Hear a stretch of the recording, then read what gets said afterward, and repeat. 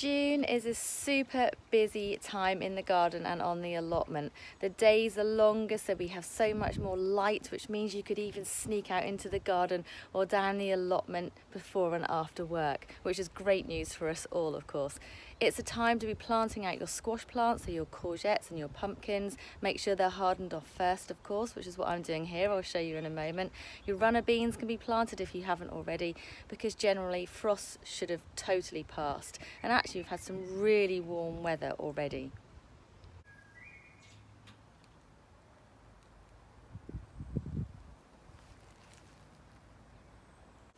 Now, while you'll be planting loads out at this time of year, don't forget that things will need support. So if there's anything going to be growing particularly tall, make sure you put the support in now when you're planting them. It makes it much easier as time goes on. Of course, keep up with watering. So it's going to be warmer, and plants need water as they're growing and developing in order to fruit or to flower or in time for you to harvest. Some plants are going to need protection, so they might need netting to stop birds from pinching the fruits off your strawberries, for example, or they might need some fleece protection or any other protection needed in order to make sure that you get the crops when they're ready.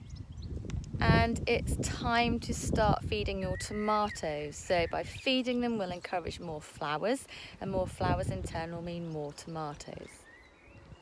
And don't forget to keep successionally sowing your seeds, so things like beetroot, lettuce, radish, all of the kind of things that you can continue harvesting all throughout, as long as possible throughout the summertime. You'll need to keep sowing every 2 to 4 weeks.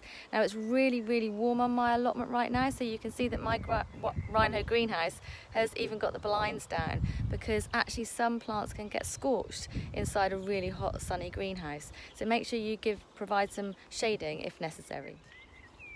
So June really is a month where you really start reaping the rewards of all of that really hard work that you've been doing up until this point. So really enjoy it.